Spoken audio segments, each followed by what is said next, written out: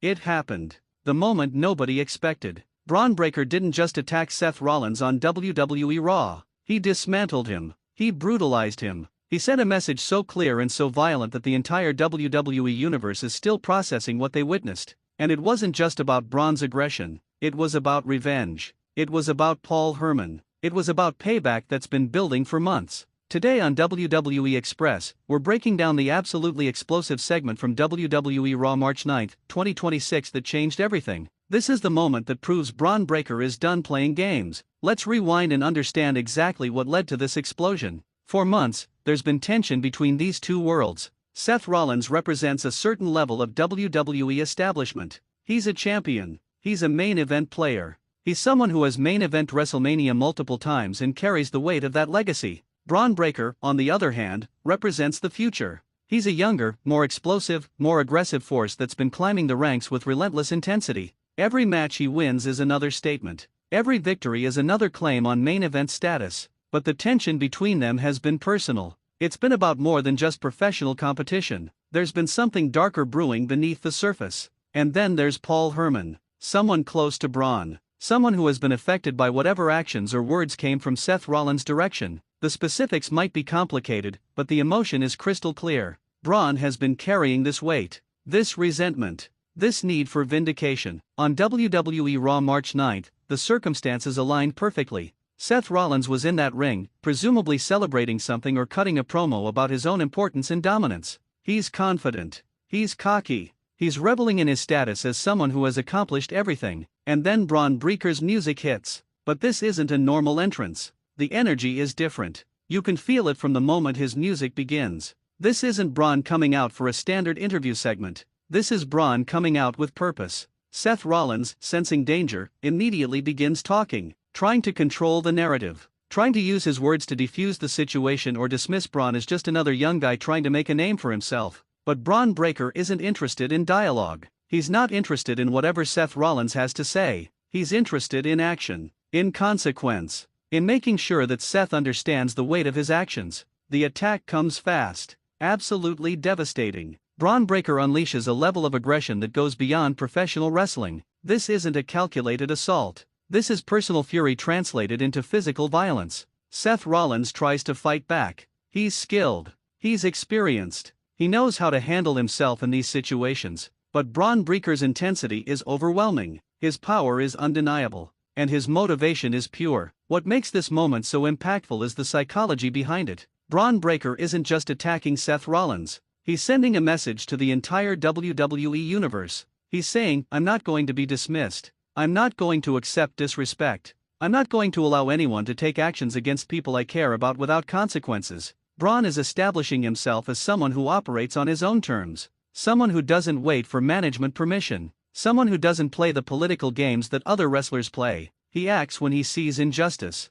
The brutality of the assault matters because it shows that Bron isn't pulling punches metaphorically or literally. He's making a statement so loud that it's impossible to ignore. The WWE locker room has to take notice. Management has to take notice. The entire fanbase has to understand that Bron Breakker is a dangerous competitor who will defend his honor and the honor of those close to him with absolute ferocity. Seth Rollins, as one of WWE's biggest stars, being put down so decisively sends shockwaves. It tells everyone watching that nobody is untouchable. Nobody is safe from consequences. Nobody is above accountability. The aftermath is critical. Security eventually separates them. Medical personnel check on Seth Rollins. The cameras capture the damage. Bron Breakker stands there, breathing heavily, staring at Seth with an intensity that suggests this is far from over. And somewhere backstage, Paul Herman is watching, seeing someone take action on their behalf.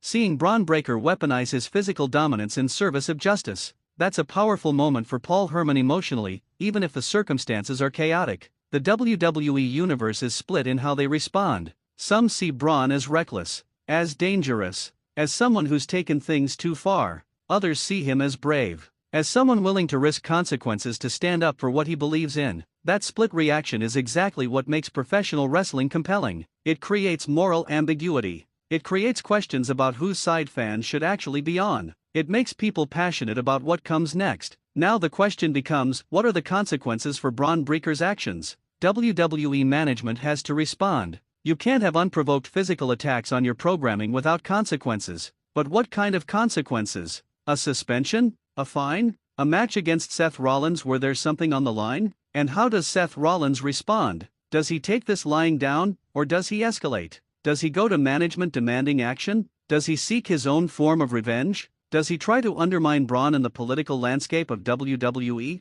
The beautiful thing about this moment is that it's created narrative momentum that WWE can take in multiple directions. This isn't a resolved situation. This is the beginning of a major storyline. Bron Breakker has positioned himself as someone willing to cross lines that other wrestlers won't cross. That makes him incredibly dangerous and incredibly interesting. He's not bound by the same rules as everyone else because he's operating from a place of genuine conviction rather than political calculation. Seth Rollins, meanwhile, is now positioned as a target, as someone who has made an enemy in a younger, more physically dominant competitor. That's a vulnerable position for someone of Seth's stature. The implications for the broader WWE landscape are massive. If Bron Breakker is willing to attack Seth Rollins unprovoked, what does that mean for the power structure? It suggests that talent is willing to bypass the traditional chain of command and handle things themselves. It suggests that respect and hierarchy can be challenged through physical dominance. It suggests that the younger generation is ready to demand their spot rather than wait for it to be handed to them. For other wrestlers watching, the message is clear.